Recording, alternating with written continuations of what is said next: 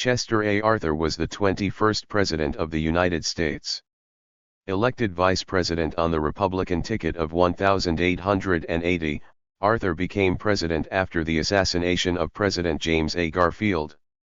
As President, he confounded his critics and dismayed many of his friends among the stalwart faction of the Republican Party by supporting the Pendleton Civil Service Act, 1883, which provided for the open appointment and promotion of federal employees based on merit rather than patronage. Chester Allen Arthur was born in the town of Fairfield, Franklin County, Vermont, on October 5, 1829. The family remained in Fairfield until 1832, and then lived in several other locations in Vermont for a time before moving to Lansingburg, New York, where Arthur's abolitionist father, the Rev. William Arthur, preached in the Baptist Church. Chester Arthur was educated at the Lansingburg Academy and in the Lyceum, a preparatory school for Union College. Arthur graduated from Union College in Schenectady in 1849 with maximum honors and then commenced his legal studies, first at the State and National Law School in Ballston Spa, New York, and then, in 1853, in the Brooklyn law office of his father's friend and fellow abolitionist, Erastus D. Culver. When he was admitted to the bar in May 1854, Arthur was invited to join in the partnership, now renamed Culver, Parker and Arthur.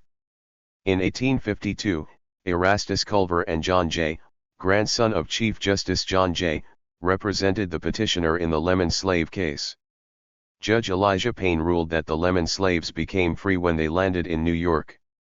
Lemon, with the support of the government of Virginia, appealed the decision to the New York Supreme Court.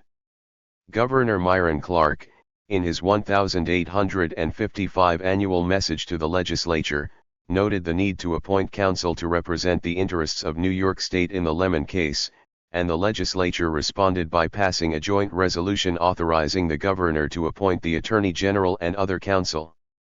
Governor Clark appointed Attorney General Ogden Hoffman, who was supported in the case by Joseph Blunt and the law firm of Culver, Parker, and Arthur. When Culver became the judge of the Brooklyn City Court in 1854, Chester Arthur assumed responsibility for the law practice. Following Hoffman's death, William Evarts was appointed in his place, and it was he who argued the appeals. The New York Supreme Court and the New York Court of Appeals upheld Judge Payne's decision, and had it not been for the outbreak of the Civil War, the case would have been appealed by the state of Virginia to the Supreme Court of the United States. Arthur's work in support of African American rights is also exemplified by the 1854 case of Jennings v. 3rd Ave R.R. Co., where Arthur represented an African American woman ejected from a 3rd Avenue streetcar reserved for whites. Arthur argued the civil rights case in Brooklyn Circuit Court, and won a verdict in favor of Jennings. As a result, New York streetcars were desegregated by 1861. Like many young men of the time, Chester Arthur was a member of the New York militia and served as judge advocate of the 2nd Brigade. At the beginning of 1861, when war was threatening and the southern states were seceding from the Union, New York Governor Edwin D. Morgan appointed Chester Arthur to his staff as engineer-in-chief with the rank of brigadier general. He had responsibility for upgrading and protecting New York's harbor defenses, no small task since the harbor's numerous fortifications had long been in a state of neglect. The report Arthur submitted in January 1862 indicates his exemplary performance. Governor Morgan then appointed Arthur assistant quartermaster with responsibility for supplying barracks, food, and equipment for the New York militia. When the war broke out on July 27, 1862, 3 weeks after President Lincoln's call for 300,000 more men, Arthur was appointed quartermaster general and oversaw the construction of a huge tent city in City Hall Park in Lower Manhattan, where thousands of men gathered, were provisioned, and sent to war. In February 1862, the governor appointed Arthur inspector general. In this capacity, Arthur inspected the New York troops at Fredericksburg and Chickahominy. He remained in office until the end of 1862, when Horatio Seymour was elected to the governorship of New York and Arthur was replaced by a member of Seymour's party.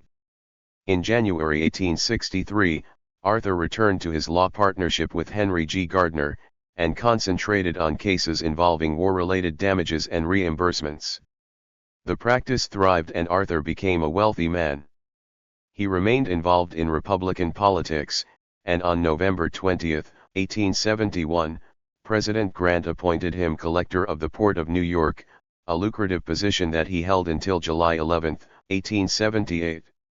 Chester Arthur was a delegate at large to the Republican National Convention in Chicago in June 1880, which nominated James A. Garfield for the office of the President and Arthur for the office of Vice President.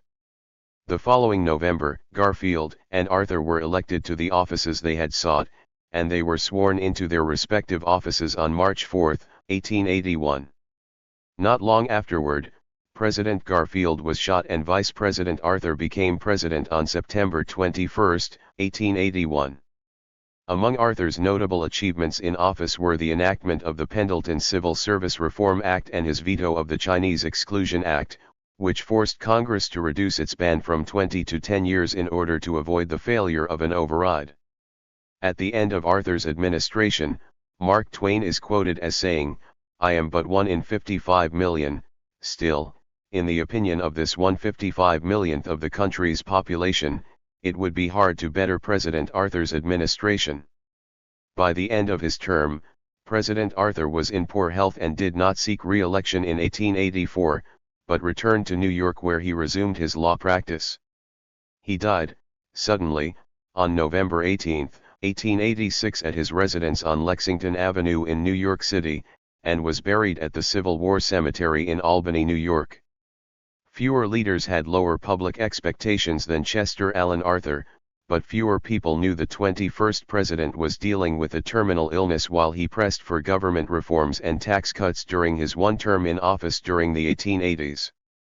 On November 18, 1886, former President Arthur passed away in New York City, surrounded by his family at the age of 56. Dr. George A. Peters, Arthur's doctor, confirmed publicly the former president had a kidney ailment known as Bright's disease, and he had known for about 6 months that he could die from it at any time. The New York Times also confirmed from a former Arthur official that at least Arthur's Secretary of State, Frederick Frelinghuysen, knew in 1883 that President Arthur had Bright's disease and his condition was likely terminal. In fact, Arthur himself likely knew of his fate about 1 year after assuming office. The source told Frelinghuysen because as a matter of presidential succession, there was no vice president serving under Arthur after President James Garfield's assassination. Arthur was a surprise choice as James Garfield's running mate on the Republican ticket at the 1880 Republican National Convention. Arthur was a New York attorney who had come to prominence as a skilled public administrator, first during the Civil War and then as the powerful collector of the Port of New York.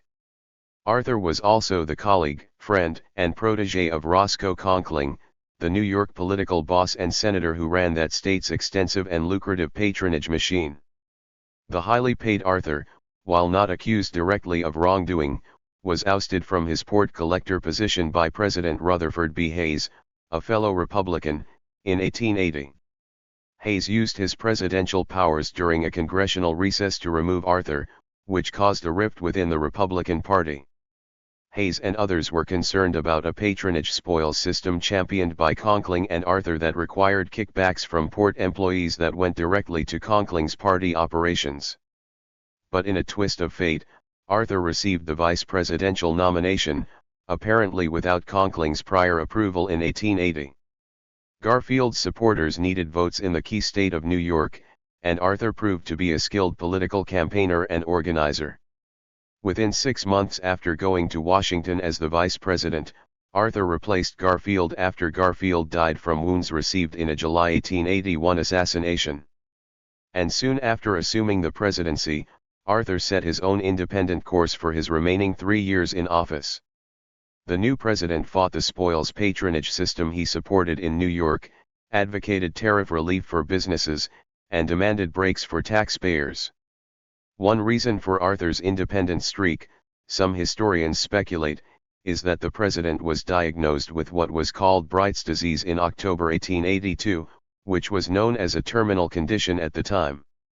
Today, the term isn't used to describe one specific kidney condition, but physicians in Arthur's time knew the president was starting to show signs of kidney failure, and he likely would have heart problems as the disease progressed.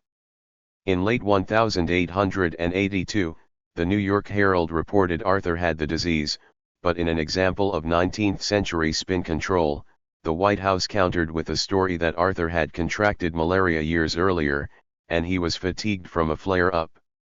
Although he was in pain and ill health for the rest of his presidency, Arthur championed reforms of the patronage system.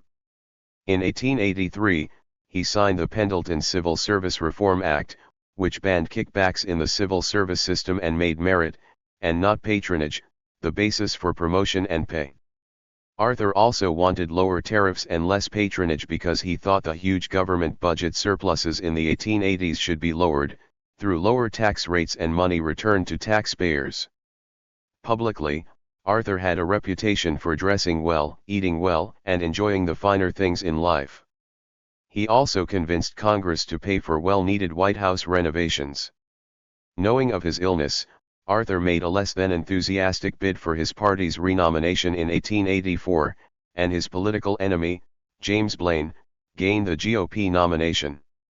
No man ever entered the presidency so profoundly and widely distrusted, and no one ever retired more generally respected, said newspaper editor and GOP supporter Alexander McClure, after Arthur's death.